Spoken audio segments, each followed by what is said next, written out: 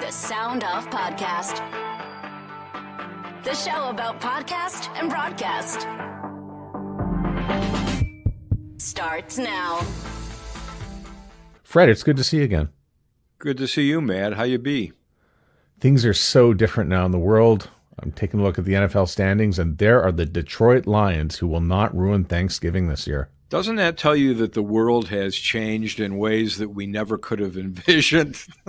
It's crazy. When I sit down to watch a Lions game, I mean, I think everybody probably knows I'm from Detroit and was born and raised there, but we don't know what to do with our emotions, honestly. I mean, we don't know how to cope with this kind of team. I mean, they're not just competitive, they're dominant, and it's just off the charts weird.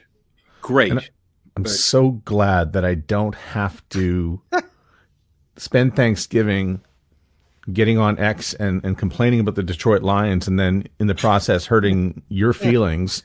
And for two reasons. One, Detroit is good, but also you've made a departure from X.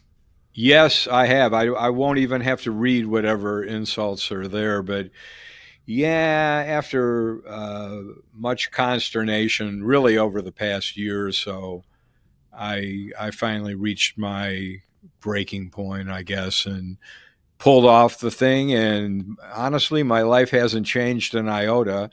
I don't understand algorithms and don't pretend to. Clearly, the algorithm changed on that thing. I mean, all I was seeing when I opened Twitter X up was Elon Musk's stuff. So, there was clearly that. But the other side was that I really felt it was not having much of an effect on our blog in terms of views and stuff like it used to. I mean, Twitter used to be a really effective way of marketing the blog. And truth be told, it was my favorite social media platform. I got on in 2008. I had amassed more than 10,000 followers, and, to my knowledge, they were all real people. It's just a shame. I miss it, but I don't miss what it's become. I miss what it was. I think if Twitter were a radio station, it would be cluttered, a terrible listen. Yeah. There'd be too many commercials, too many pitches, a lot of yelling and screaming, too many callers on the air. And eventually, I think the audience has left. At least for me, my audience, I feel, is leaving or has left. Well, I mean, not to get, too in the weeds on this, but I think when a brand loses sight of why people are there to begin with, what it is they want to get out of it, and when a brand, or it more to the point, I guess it's leadership, just doesn't really understand why people were there in the first place, it's a shame. But I mean, every brand has its life cycle.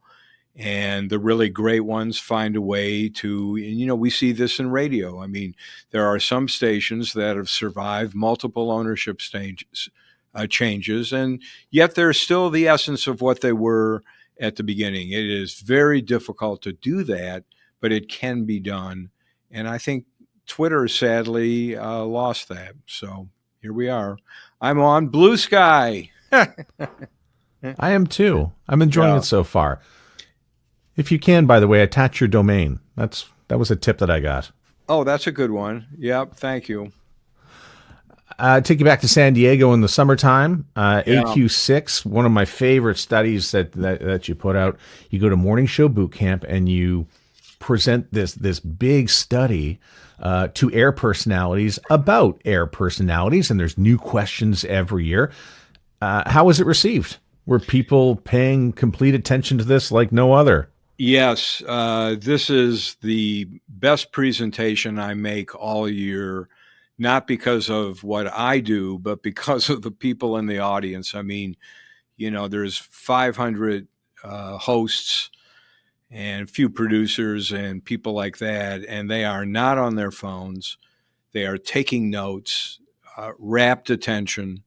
I mean, this is their lives they're looking at on pie charts and stuff. And they take it really seriously and they're engaged. And the questions are excellent. So I know I'm hitting goal from the standpoint of giving them something that has value to them.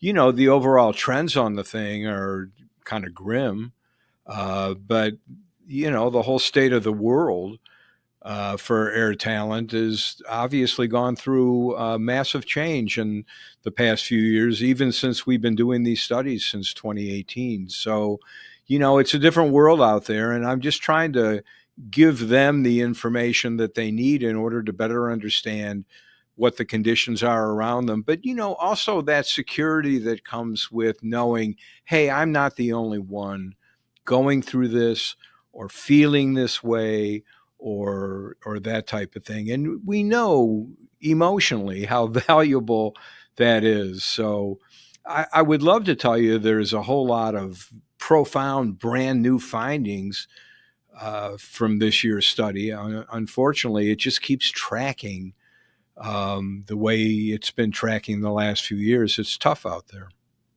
Yeah. So one of my favorite graphs is the one that goes back to 2018 when people said, oh, we really come to radio stations for personalities first and then music second. That was the year of the intersection when the personalities went ahead of music. And it's still that way. However, I think the one thing you pointed out was it hasn't moved since 2018. It's 61% of radio listeners who come back and say, I come to my favorite radio station for personalities, but yet it hasn't moved. No, and, we don't actually have the exact connective tissue there to go, here's why. So we can only speculate. But I think some of the speculation that we've come to is probably pretty accurate. I mean, we're seeing more people complain that my favorite personalities are no longer with the station that I listen to or listened to, or I don't have a favorite personality out there. So I think some of this has kind of been expected in terms of the overall environment for air personalities has clearly deteriorated. And I think there's a certain number of listeners who are feeling that. I mean, how many times can you say goodbye to a beloved personality before you realize, hey, what the heck is going on with the radio industry? Why do they keep getting rid of people I love?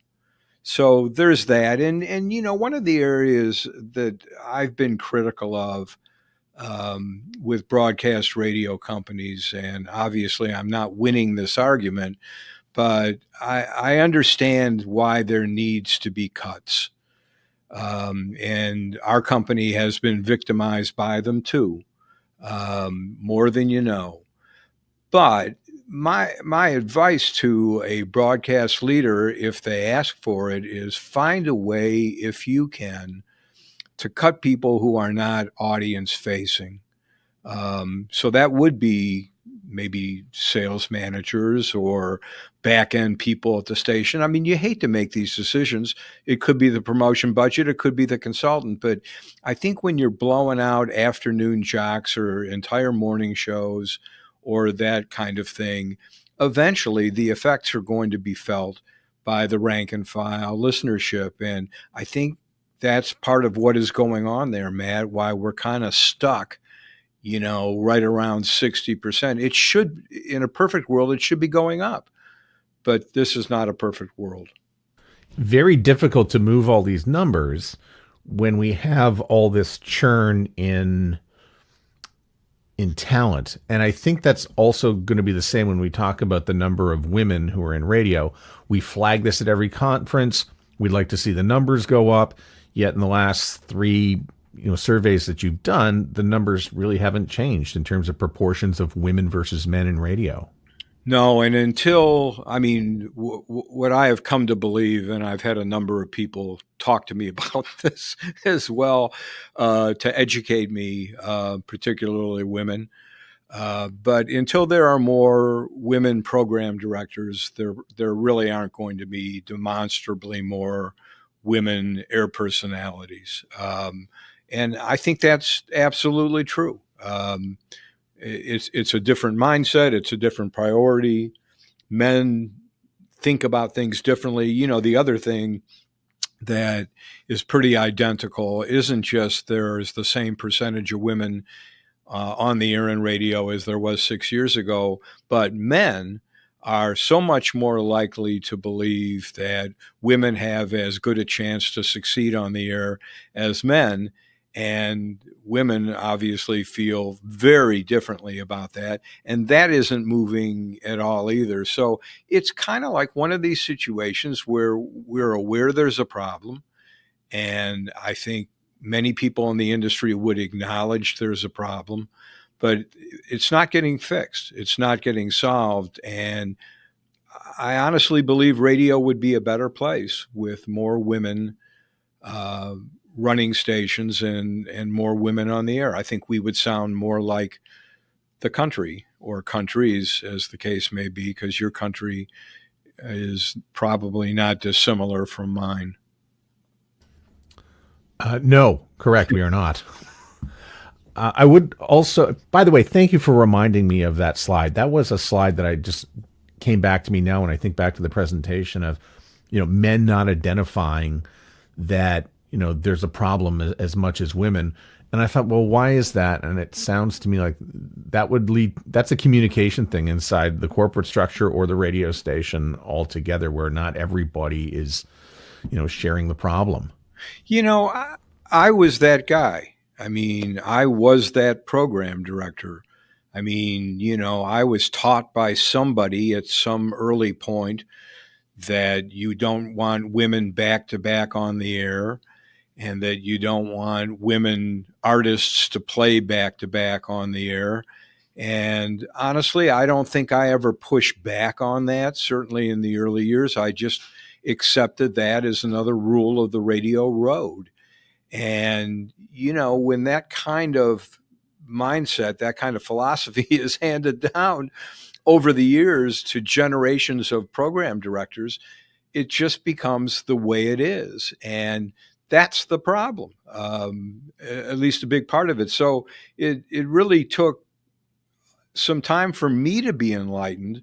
And I don't think that happened until I was at a fairly ripe old age. I'm even riper now, but it took a while for me to see that. It really wasn't until we started doing these AQ studies that some of this really became of importance to me, or at least strong awareness to me. So, and I like to think of myself as being open-minded and fair-minded and all of that. And look how long it took me. So you can only imagine where we actually are as an industry. And unfortunately, the study backs that up.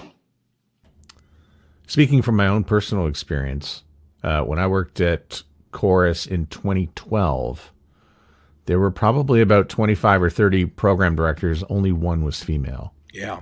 That's recent. Yep. So this is not ancient history. No, it's not. And I'm in rooms today like that, where we are invited to speak to a group. And there's 25 men in the room and one or two women. And that's kind of the way it is. And again, everybody in the room acknowledges, but it doesn't change. And you would think, I don't know the Canadian landscape, obviously, like I do the American landscape, but we have a lot of women in the C-suite here in the U.S. In a number of cases, CEOs of their companies. And yet, even many of them have not been successful or effective of kind of changing the equation. And I think in a lot of cases, it's not because they don't want to. So I think, a lot of the stuff is really ingrained, like any kind of heritage beliefs are. And it takes a lot of work to really shake those biases. But if we want our business to change and be more relevant to more people. I think this is one of those areas where we're consistently dropping the ball. Another thing that came up that I thought, oh, I get that. That's fairly typical. And that was that the morning show would have a Gen X male and then a millennial woman. That's what I hear. Well, here we go. I mean, it is very much role playing, and it's not just radio. I mean, you look at television broadcasts, and it's a male anchor and a female anchor, and usually he is older, although they are effectively sweeping out all the old people from TV because they're making too much money, and so we can bring in millennials to be on the anchor set and pay them a third of the amount that we were paying the old guys. But yeah, I mean, there's all these cliche roles in entertainment. I mean, even look at the late night talk shows. I mean, it's a guy, he's sitting behind a desk. There's two chairs off to his right. I mean, even the angle is the same. So we're all creatures of our media environments. I mean, it's not just radio. We're all kind of stuck in convention. It's just, I think we're at a point now where a lot of the old beliefs, I think, are really kind of rising up and making it pretty obvious that they are out of touch. They are no longer relevant, and we need to rethink a lot of things. And so hopefully we do. And that also came out of the study because a lot of people said, my radio station's not keeping up with the tech. Right. And maybe they are doing something in another room, but it may not include the people who are on the air. But this has been an age-old problem for radio. And that's they're really unaware of what is going on around them. And this happens every year where James Cridland will stand in front of radio people at Radio Days North America, and he will show them a tool like the script that can be very helpful for a newsroom. And the oohs and the ahs that will go up. I said, well, this thing's been around for 5 years, but nobody's really told them about it.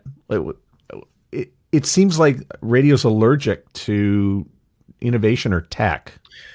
And North American radio, too. There's no doubt. And I mean, we've asked about AI now the last couple of years in the air personality study, and we're asking about it in our tech surveys as well. But in the air personality studies, I mean, again, it's only 2 years of AI, so it's, early days. But still, many air personalities are not using it, either personally or professionally.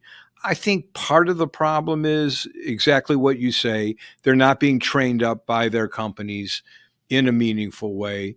But I think the other part is I think the radio industry got off to a really weird and rocky start with this technology. I mean, it was almost from day one, there's going to be AI disc jockeys and it's going to take your job.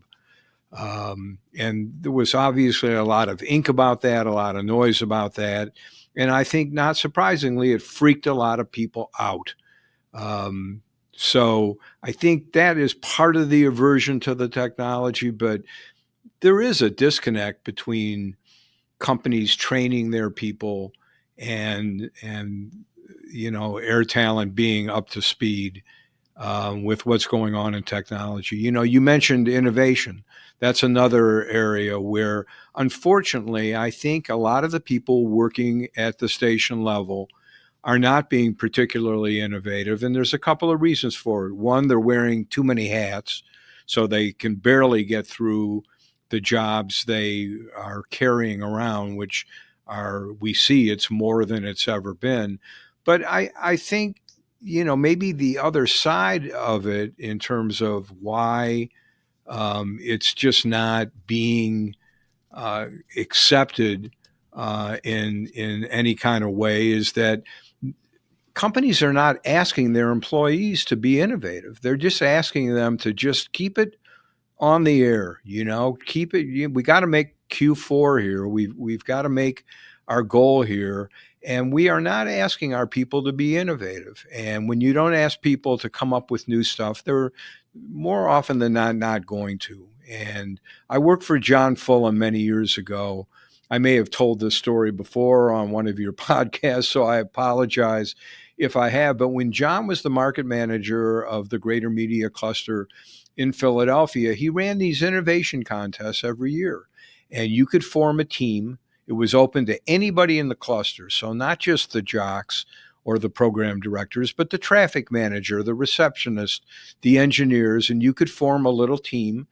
And the idea was to come up with 2 innovations, one of which you actually had to do. So it had to be something realistic that didn't cost a fortune to pull off. And then the second one was more of a down the road theoretical kind of thing. But the bottom line was we discovered a lot of innovation from people who you would not think stereotypically would be the types of folks who would actually come up with cool new stuff. And it was an eye opener, I think, to everybody involved, whether you were a judge like me or you were one of the employees of the station. But it was just a wonderful experience, and everybody enjoyed it. And the bottom line is, John squeezed innovation out of people who were ordinarily not, asked to be very innovative. And there's no reason why that kind of thing couldn't happen anywhere, whether it's, Red Deer or Spokane or, whatever the case may be.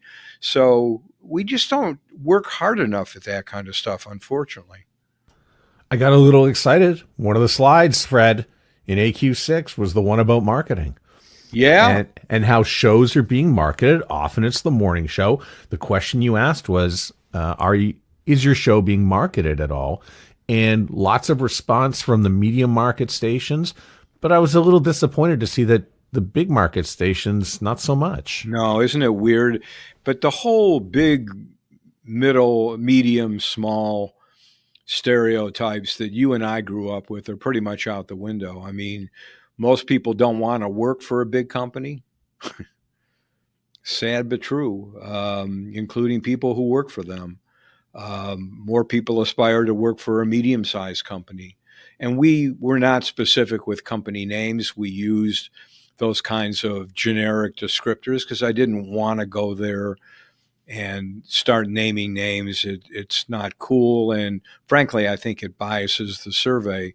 But yeah, I mean, back in the day, I don't know about you, but there were companies I knew I wanted to work for. And there were markets that I wanted to work in. And we all sort of had that, hierarchy of where we wanted to be. And that's out the window now. That's a whole different deal. I think the prevailing logic, and again, not everybody feels this way, but I think a lot of people feel, you know what? I would be just fine in a not major market, but where I can actually have an established career, have some longevity, create my own connections, and ultimately my own security, as opposed to taking my chances and rolling the dice with one of the big companies in a top 10 market. It's a shame, but again, that's the world in which we live. A lot of people said they got into radio because they wanted the community attachment. You're probably going to have more success doing that in a medium-sized market and a medium-sized company. Exactly. It's just frankly easier. There's a smaller geographical footprint. It's easier to get to know the movers and shakers in the community, and all the nooks and crannies. I look at a market like Detroit. Our geographic footprint is just huge. It is such a hard market to cover, and that's one of the reasons why it's had a lot of economic instability over the years. It just takes an incredible amount of money to keep this place running. But yeah, when you're in Omaha or Jacksonville or more medium-sized markets, it's just more manageable. You can work it better, and you're also not competing against all these other media outlets. When you're in Chicago, you're not just competing against major radio stations, you're competing against TV and newspapers and the list, even great newsletters and stuff. So yeah, I think the competitive environment for radio is more natural now in the mediums and the smalls. So a little point of frustration. But we were there together in 2018 when we began to see, in Philadelphia specifically, a lot of radio stations come into the podcast ecosystem, take a look, maybe kick a few tires, start some things up. We saw companies like CBS Intercom, I think they bought Cadence 13. Yes. Companies like that taking swings.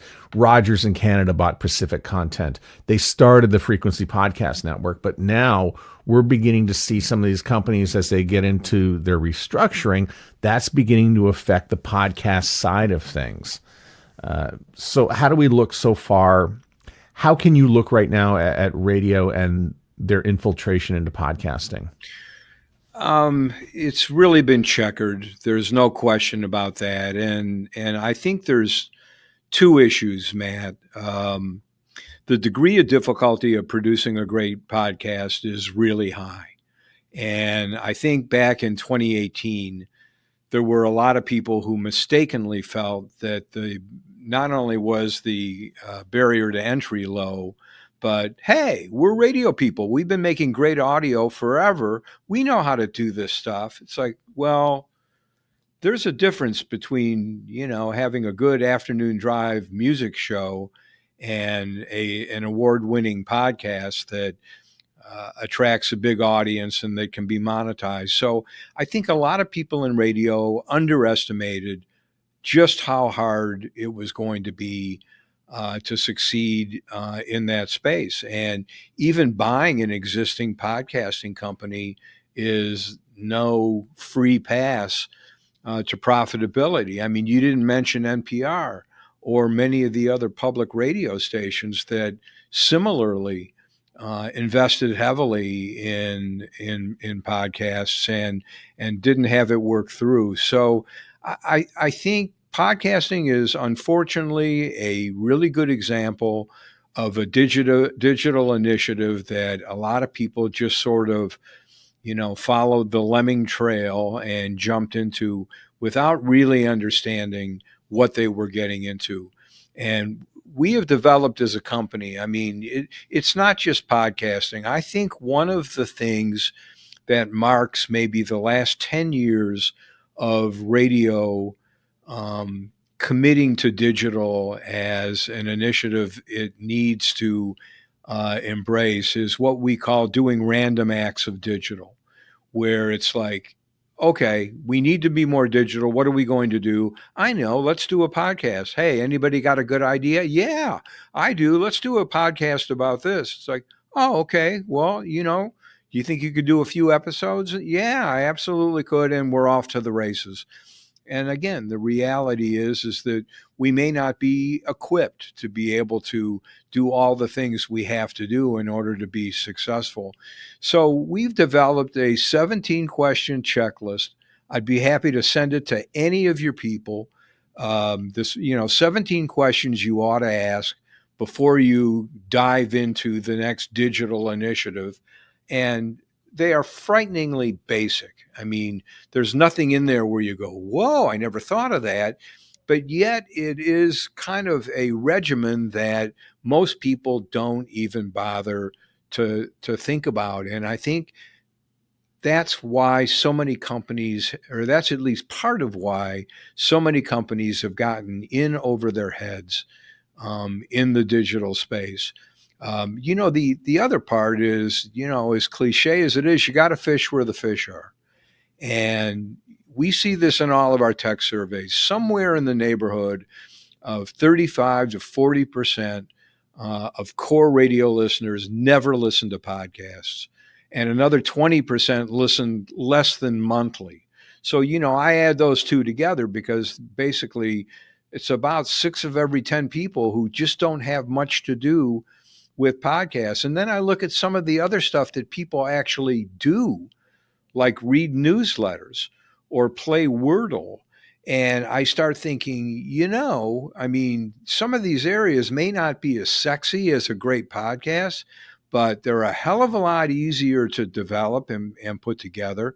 They're easier to monetize, and more people actually have an inclination or proclivity to do this stuff. So again, I think so much of it, Matt, is that we're not asking ourselves the right questions on the front end. And then the next thing you know, we're hemorrhaging money. And damn it, podcasting doesn't work. Podcasting works just fine. I mean, if you're one of the few who has actually figured it out and you got in early enough and you were talented as hell, you're Joe Rogan and life is good. But for everybody else, it's a tough slog, man. Yeah, it is. And I think one of the things you mentioned that is really key that a lot of radio stations just don't have is a newsletter. And it's one of them. It's actually fairly obvious. What's not so obvious is how you get people to open it and the content you put in it. But, you know, if you're in Canada, you should have a newsletter, especially if you've got a government that passes legislation that is going to, you know, put little restrictions on your Facebook page because you are a news outlet. It's a great way to get people in front of you and engage one-on-one. And, you know, I thought, oh, well, the newsletter for me is an afterthought. Well, the newsletter has more opens than I have downloads on this podcast. Well, you know, there's another aspect too. You know, it's not just usage, but it's what we call digitizing the audience. So, you know, when you do a podcast, you can have 20,000 downloads to it, but you don't know who those people are. I mean, they're just listening to your podcast, and that's it. When you do a newsletter, in order to get the newsletter, you got to give the radio station or whomever your email address. And once you've got the email address, you are on the road to data. I mean, there are all kinds of things you can do with that data to be able to turn around and make it work for you, learn more about how your newsletter is doing, and market these people to your advertisers, again, assuming you ask for the right permissions. We're really beginning to do a lot of research now where we're jumping into the database space, which, you know, we've been in forever with Tech Survey. But what we've learned is that a lot of radio stations have no idea who's in their database. It's just kind of something that sits there on the side, and they use it to send email blasts out, you know, for the special 2 for, you know, block party weekend, or hey, here's a coupon from an advertiser, or here's where we'll be. But the reality is, to be able to actually digitize your audience is huge. And that's something you can do with a newsletter that you can't do with some of these other digital tools. So we've got to think it through more strategically. We are competing against mega brands. I mean, you know, what Evan Shapiro calls trillion-dollar Death Stars. I think that's the phrase, you know, like Apple and Google and Microsoft and everything else. And, you know, here we are, a little radio company, you know, kind of trying to compete for eyeballs and ears with all these big brands. And the only way we're going to do it is to be smarter, to be more local, and to lean into the unique personalities that we have. This is not brain surgery. I did not mention NPR when it came to podcasting because I had that in a separate question. Okay. And how is the public radio space? Because all we really hear about in the trades is a lot of the commercial radio space, but how is public radio faring in comparison? This has been the worst year ever for them.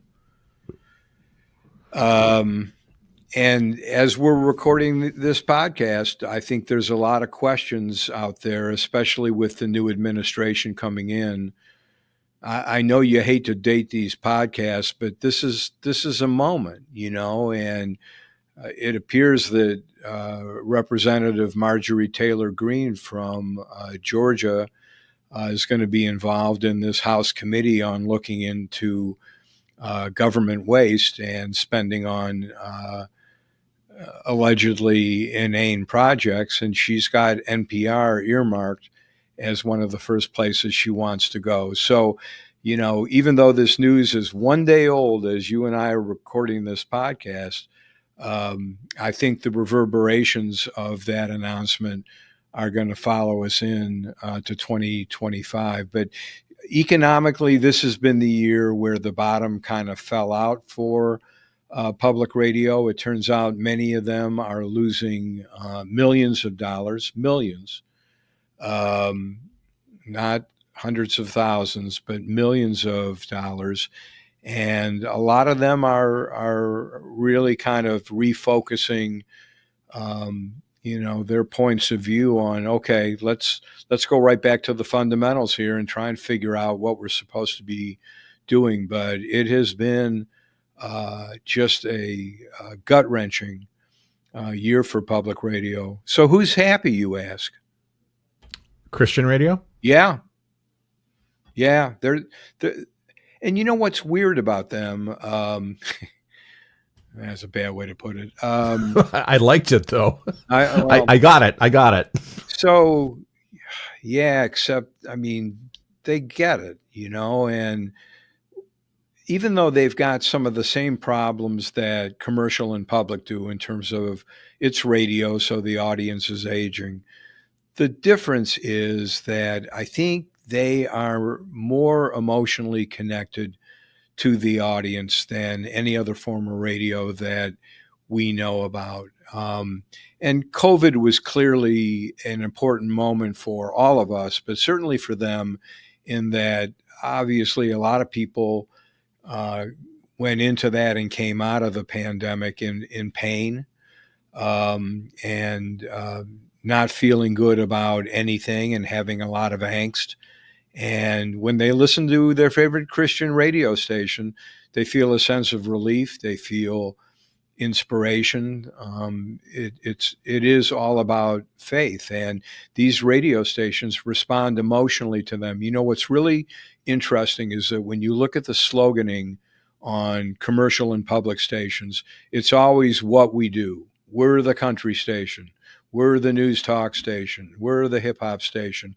And even in public radio, we're the jazz station, or we're the NPR news station.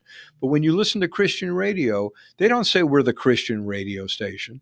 They say uplifting and spiritual and how you're going to feel when you listen to their radio station. And that emotional delivery of the goods really sets them apart from other radio. We do a lot of focus groups for Christian radio, and I'll tell you, Matt, it's the most amazing thing. You talk to the average Christian music radio listener, and most of them have this story and it varies a bit, but the basic storyline that listeners have is, I was having the worst day. My boss screamed at me, and meanwhile, I'm arguing with my spouse and my kids. I've got all kinds of problems, and we owe all this money. And man, it all just piled up one afternoon, and I got into my car, and I thought I was going to scream or cry. And then I turned on the radio, and I heard this song with these lyrics, and it was the right thing at the right time. The Lord spoke to me in the most fundamental of ways through my radio speakers. And it inspired me and changed my life. And this is not a one-off. Most people have gone through that emotional roller coaster with their favorite Christian music station. And where else is that going to happen? So in some ways, they're the right place at the right time for a lot of people. And I think that's one of the reasons why they're doing pretty well. All things being equal, they're the only ones buying all these radio stations. It still works for them. And buying my favorite radio stations too and flipping them.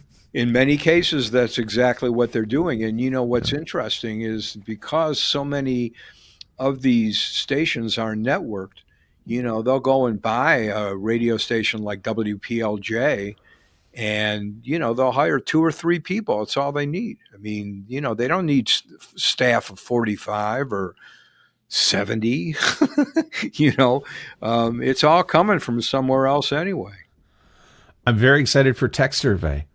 And right now, I believe you're soliciting for radio stations to be a part of it. Yeah. If anyone is listening to this now and they have a nice email database that can reach out to the listeners, this is a great way to get P1 radio listeners engaged about what matters in radio. And I think that's a great slide that you brought up earlier, just talking about podcasting and how many podcasting nevers there are, where you combine people who never to, I might listen to this and then I can't find it.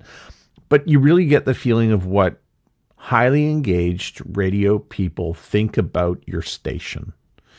And I think the ask here is just the email database. Is that right? That's pretty much it. There's two ways to go with the study. You can pay a small fee, and the small fee is a few $100. And with that, you can participate and you get your local data. So if you get 400 completed surveys, you can actually see that for your radio station and compare that to your format data. But if money is tight and you just don't want to spend the $400 or whatever it is in that neck of the woods, you can just participate. And yes, all it costs is your database, and we don't see any of it. The station sends out the email solicit. We don't touch your database. We don't communicate with your listeners. You do. And there's value there. I mean, when you're saying to your listeners, we care about your opinion, it really matters to us, please take this survey and help us better understand you. I mean, that's a plus. So yeah, we're hoping we get a big turnout this year. It would be nice. And yeah, the ask is, not really much of anything, but I think the results you get from it in terms of learning and insights from your audience is really important. I'm just a podcast guy now. I get a lot out of it. So I love, that's one of my favorite ones every year that you release. Well, you're a student of the game, and everybody should be, because the game is changing. I mean, if you think you understand what radio is and maybe more important, what media is and how people are entertaining and informing themselves, and you're working inside a radio station, you're really a sheltered person. I mean, that's why we go to CES every year. I mean, I don't want to say it's not fun, because it is fun. I would go whether we were schlepping around a bunch of broadcasters on our tours. I would still go, but it's not an easy thing to motivate for on January 3rd after you've been through the holidays and you're ready to go back to work and to fly to Las Vegas and hang out with 180,000 of your best friends, in a quest to see everything that you're not going to see. It's not easy, but man, it has been so important to our continuing education. I don't know where I would be in this industry if I hadn't been doing this since, I guess, around 2009. Yeah. And you've got the tour going again this year? Yeah, we got a couple of them. And, it's interesting. We're changing it up this year. Up to this point, I think this is our 7th year. So the idea was we're going to curate a tour so radio people can really get the most out of going to CES, because there's a lot of distractions. There's a lot of crazy stuff. Some of it's fun and what they call serendipitous, but a lot of it is going down weird rabbit holes. So, our job, my brother and I, Paul, is to curate a tour that is relevant to broadcasters. So that has meant stopping at a number of auto companies in particular and staring at dashboards because, hey, the car is still radio's number one listening location. And the usual stuff. This year, we're kind of going, you know what? It is about AI. And the weird part, though, about AI is that AI isn't a device. It's like oxygen. It's like atmosphere. There is no AI exhibit at CES, but AI is in everything.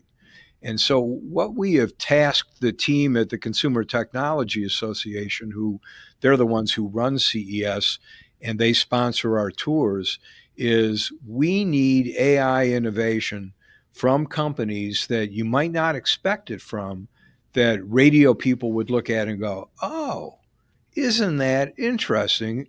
Walmart is using AI and they're doing it in a really novel way that actually has relevance and pertinence to what we do.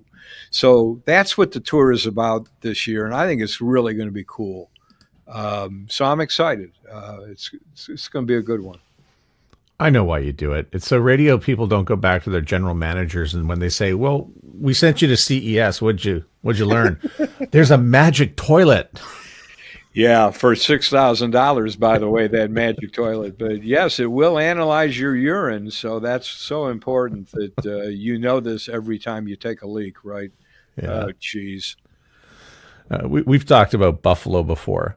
I think we talked about. I think it was related to the Edge at one point. But I want to tell you about something that happened at the Buffalo Bills game, Week 3, and they started to play. They're up by like 40 points against Jacksonville, and they play the Killers' Mr. Brightside. The entire stadium busts into song, and now every week they play the song, and this has become their anthem. And I thought, why this song? And I think it's age. I think it's the classic alternative coming of age. We see a few classic alternative stations rolling out across both our countries.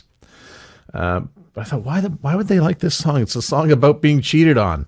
And no franchise has been cheated on more than the Bills, at least if you ask a Bills fan. So I thought that was a moment for classic alternative. It is. And the question is, wow. So I think this Mr. Brightside thing started at the Big House in Ann Arbor with University of Michigan. That they're the ones credited for this. And it's funny. I just went to a Michigan game there a few weeks ago. We lost, of course. This is what happens the year after you win a championship. The whole thing falls apart. So I went anyway because I love going to the Big House. There's nothing else like it. And sure enough, between the third and the fourth quarter, this spontaneous thing happens, and the whole stadium is singing the song. And I'm thinking to myself, wow, who started this? This had to start with one person. I wonder what the backstory is on how this started. But then the other thing I started thinking about is, why aren't there more radio stations, especially in markets like Buffalo or Detroit, playing this song in rotation? And I actually talked to a program director about this, and the reaction was, well, we tested it, and and we're back down that thing. And look, I'm a believer in music research. I'm a believer in research, period. But sometimes when a song achieves some degree of recognition in the culture, I think you have to acknowledge that. Music isn't in a vacuum. People get music from a lot of different sources. And the good news is it's not Sweet Caroline by Neil Diamond. I mean, we've moved on, Matt. This is good. We've gone from 60s oldies to classic alternative in just a couple of years. So I'm grateful, actually. Fred, I want to thank you again for being a part of the show and doing this. It's great catching up with you. It is such an honor to be here. I feel like I'm Steve Martin on Laugh-In or something, where I've made so many appearances on this podcast, we've lost count.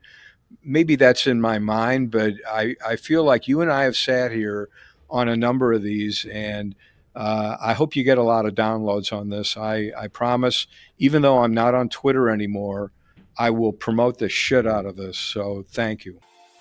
The Sound Off Podcast is written and hosted by Matt Kundle. Produced by Evan Serminski. Edited by Chloe Emo Lane. Social media by Aiden Glassy. Another great creation from the Sound Off Media Company. There's always more at soundoffpodcast.com.